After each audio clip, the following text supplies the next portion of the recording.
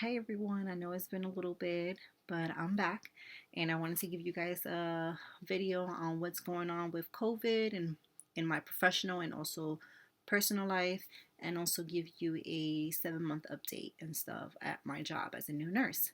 So let's jump right in it. So let's first start talking about COVID and how did it affect me in the nursing world as well as my at home with my family and stuff. I remember the first 2 weeks when we found out about COVID, my job wasn't taking it as serious. We weren't as well. We were just, continuing to hand wash and stuff, but we didn't think that it was going to blow up as quick as it is and stuff. Um, I remember one of my patients' family members coming to me and she was like, "Hey, Blanca, this is the last day that you're going to see me in a while." And I was like, "What are you talking about? You come here every day." And she was like, "Yeah, we were just told by your facility that starting tomorrow, we're no longer able to come in and see the family members because of this COVID." So when that happened, I was just like, wow, this is crazy. So I remember the next day, family members were not allowed to come in. And for us, it was a big relief because it's like, okay, now we can just deal with the patient. We don't need to hear. Some family members can be very difficult, like I've said in previous videos and stuff. And then there's some family members that I love that come in and they help with their families. They help with the AM care, they help with the feeding.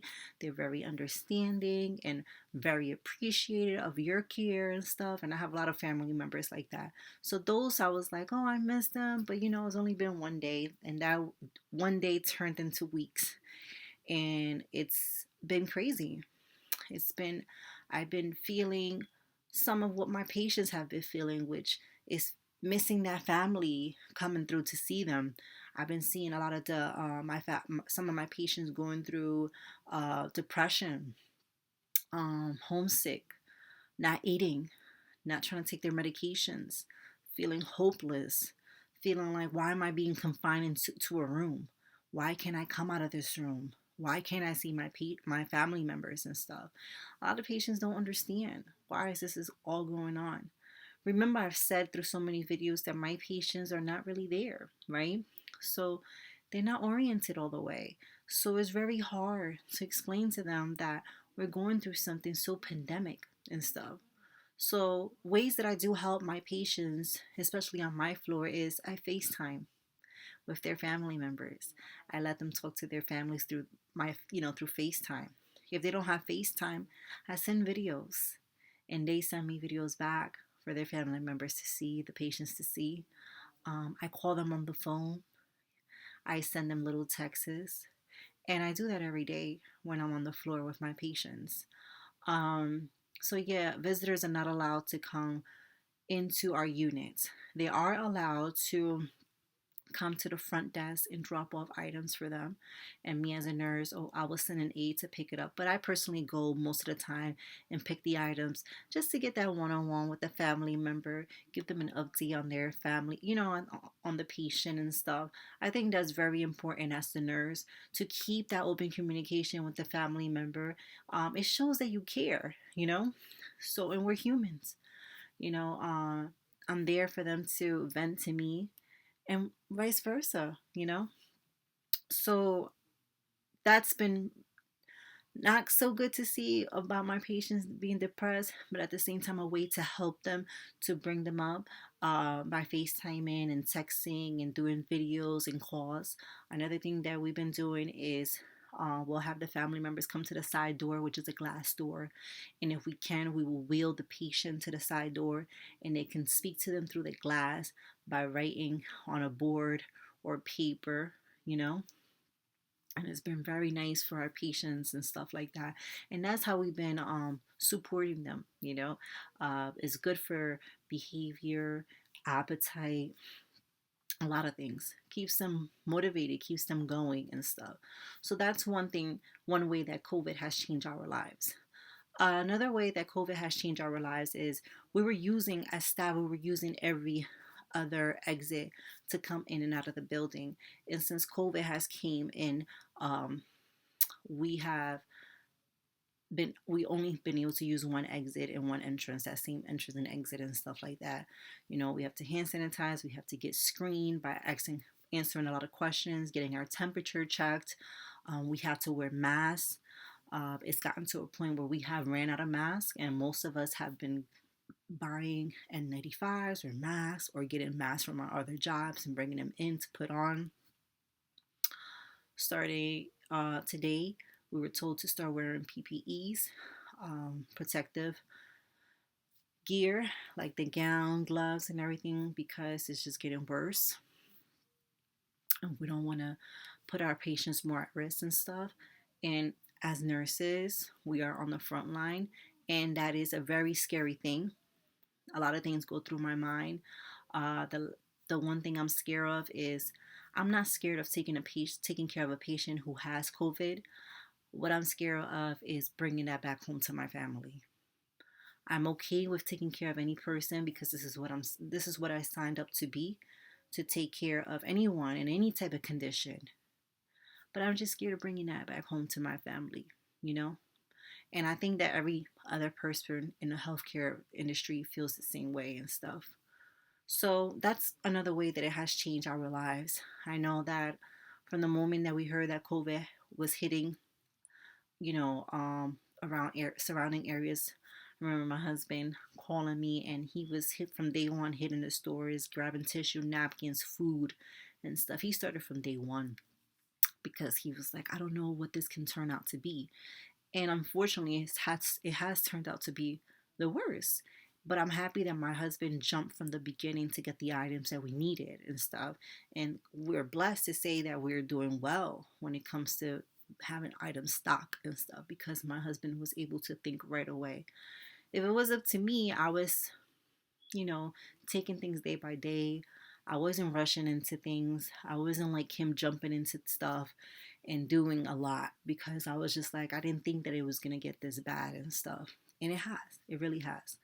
And it has made our job as a nurse very challenging. And it has also messed with our like patients as well.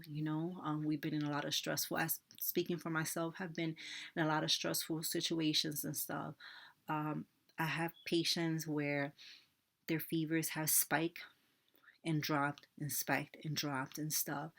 And when we do see symptoms like that, but they don't present with symptoms of shortness of breath and cough, then of course we contact the doctor, and usually the doctor says, let's do a chest x-ray, let's do CBC and CMP, and if everything comes back fine, then it's basically, let's closely monitor this patient for the symptoms of COVID and stuff. Another way that it has changed my professional environment is that at my job, they have us screening every patient every shift. So when I'm on the MAR, which is on PCC, right? We have to answer questions on each patient. Mind you, I have 28 patients. I'm checking my patient, all 28 patients. I'm checking their vital signs, their breathing, their oxygen, blood pressure, temperature, pulse, every morning when I walk in. Okay, I'm checking that every morning. That's like a good 30 minutes of me going to each patient to check all those vitals. We usually, if it wasn't for COVID, we check vitals on a patient if they're on antibiotics, if there's an incident report, if there has been a new change, if it's a new admission, if it's a readmission, or if it's a patient coming from an appointment, from dialysis. Those are the patients that will be checking vital signs. But because of COVID-19, we're checking everything on these patients and stuff, because you want to see a change. If there's a change, then we're going to question that and stuff. So that's what I said, that sometimes, as since a couple days ago, I've been seeing a spike on some of my patients, but nothing to be alarmed from, because we are taking the precautions and the necessary things we have to do to narrow it down to test for COVID-19. And so far, we haven't seen anything major since a spike of fever. Like I said, if we see a spike of fever, we're giving Tylenol, we're doing chest x-ray, we're doing CBC, CMP on these patients. And we take it from there. Sorry if you hear background noises, is my son playing with my husband on the video games and stuff. But yeah, besides that, I'm still on the same unit, still with the same patients.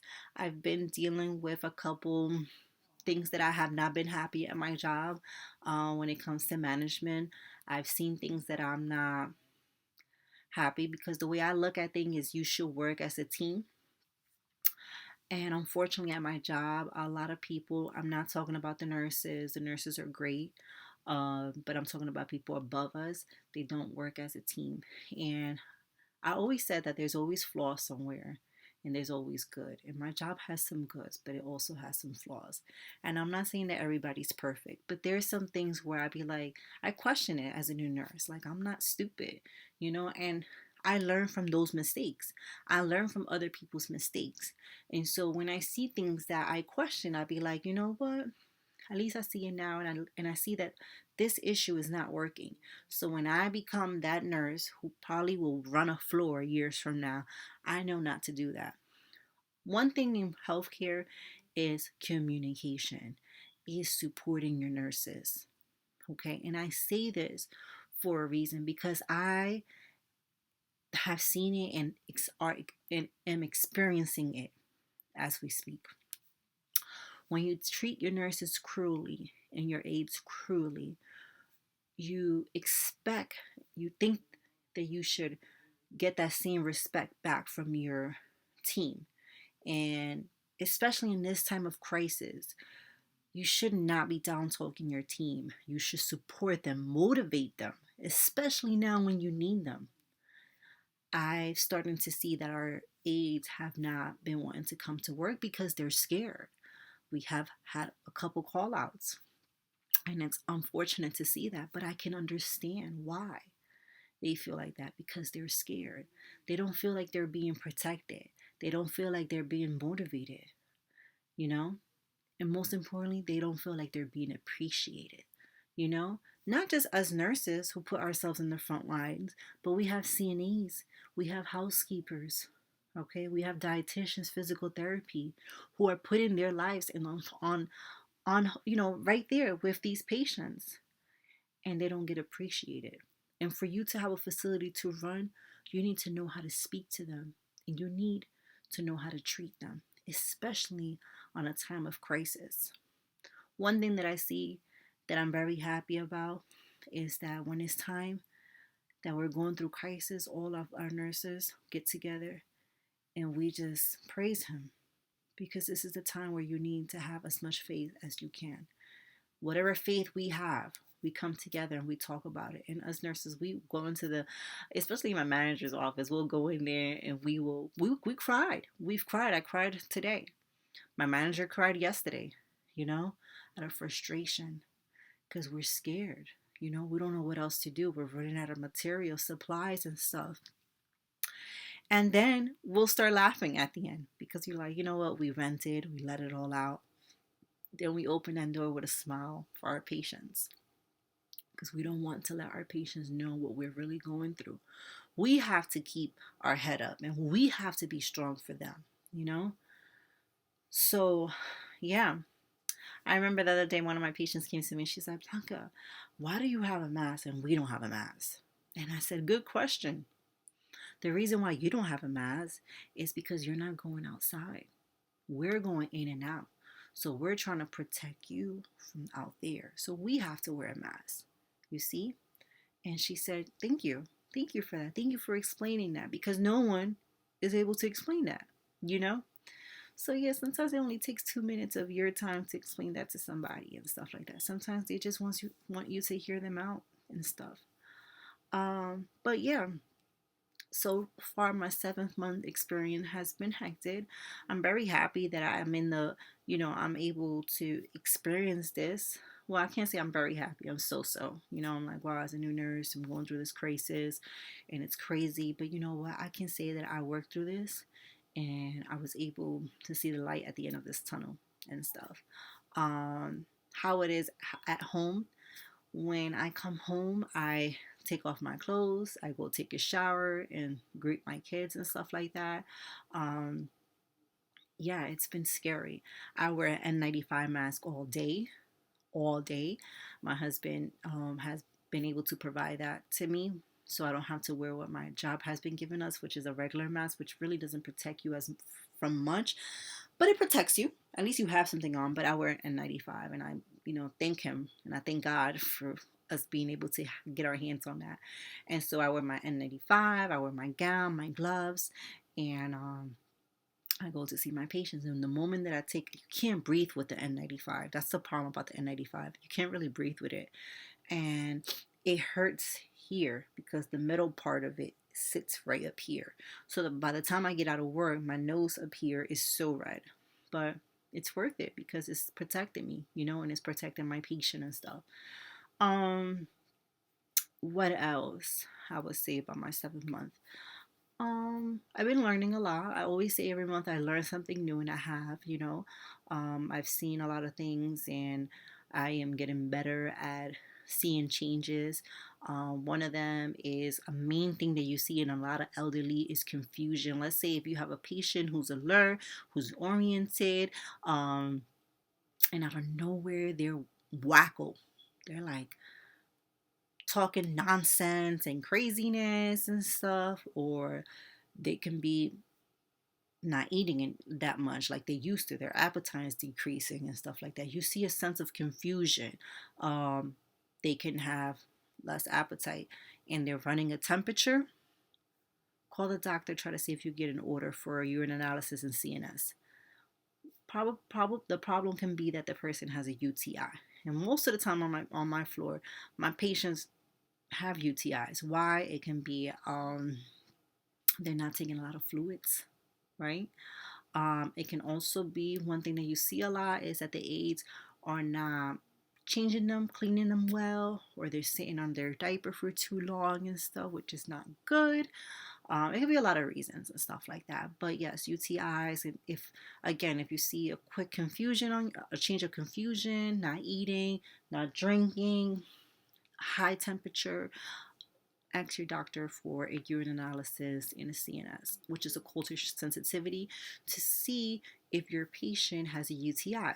And usually when the culture sensitivity results come back, they usually come back with names of medications on the labs like Cipro, Bactrim and stuff, and it will tell you if the patient is sensitive to these medications or not. And depending what medications this patient is not sensitive to, then that's how the doctor will say, okay, put this patient on Bactrim because it says on the labs that he's not sensitive to this medication or to Cipro and stuff like that. So yeah, I've been able to learn little things like that and stuff. Same thing with my sugars. I have a couple people who are diabetics and I already know them. I know that if their sugars are 70 or 80, let me give them some orange juice. Let me give them a quick snack because I know that their sugar, they tend to drop their sugar and stuff like that. Another thing is with people who are diabetic and are not eating well, you want those patients to eat well and stuff. If they're not eating well, give them a glycerna 1.2, I think it is, or 2.0 can. It's called glycerna can. It's like a little can like this. When you open it's like an inshore shake. It looks like that. You give them that so they can get their supplements and stuff like that. It's very important for them to use that, because I thought, oh, let's give them house supplement shakes because that's what we give to patients who are losing weight. And then I learned, no, you don't want to do that because that has a lot of sugars. So you kind of want to give them glycerna, or you want to give them a house supplement with no sugars added, which makes sense and stuff like that. So little things like that I've learned and stuff. And I've been doing pretty well with stuff like that. Yeah, and like even giving my aides on the floor who are new, if they have a dialysis patient, like if I know I know my patients, so I'll be like, listen, when you do their AM care, be careful with their permacath, and I'll show the aide where the permacath is at. I educate them what this is for. Or if my patient has a skin tear, I will tell them, listen, can you put a short sleeve on their arm because they have a skin tear to the left of their arm and I want to do their dressing. So it's just how you plan your day. I usually another thing I do that I learned in the mornings when I come in, I pull out all my patients' creams and I give them to my aides, and I be like, this is for this one, this is for this one, because the creams have their names on it. And then I'll tell them, this person, patient in 105 bed 2, has a rash to their groin. this is for their, that's for their rash. So stuff like that, so they don't have to come to me in the middle of the day and be like, Blanca, can you give me the cream for 105 at 2? No, I already did that at 7 o'clock in the morning. Distributed all my creams, gave all my aides their supplies. That's another thing I do in the morning, which is it saves me a lot of time when I'm giving meds. I give them everything they need. I give them their wipes. I give them their soap. I give them their razors, shaving cream. This spray they use to like clean the patient's behind and private part. Wipes and stuff. Whatever they need, I always come with a box of supplies, and I'd be like, here, at 7 something in the morning, so they don't have to interrupt me when I'm giving med pads and stuff like that. That's very important. I also schedule with them when I have to do treatments. I let them know right at 7 something in the morning. We have a little meeting in the morning. I let them know, like, listen, this person has a wound or has a skin tear. Please come to me before you start taking off their clothes, or if you take off their clothes, please come to me so I can do their skin tear, so we can do it together, or their wound. And so far it has been working because I've been letting them know ahead of time. Sometimes I will pass an aid after I tell them in the morning, and let's say it's 9 o'clock in the morning and I'm passing them, and I'll be like, listen, don't forget, we have to do that wound in 107, okay? Just a quick little reminder for them. So then, we're humans, we tend to forget and stuff like that, and that has been working. So last words that I want to keep with you guys. I don't want to make this video long. I already made it 21 minutes. Please stay safe, follow the guidelines, and if you don't need to step out, don't step out. If you're a nurse, keep on rocking. We need you. If you're a doctor, CNA, anyone in the healthcare, we need you, most importantly, more than anything. And if you have family, think about them too. Please leave any comments, anything, even if you want to vent to me, please do so. I'm here to hear your stories and stuff, and let me know how everything is going. Again, you guys are all in my prayers. Don't forget to continue to support me. Much love. Have a good night.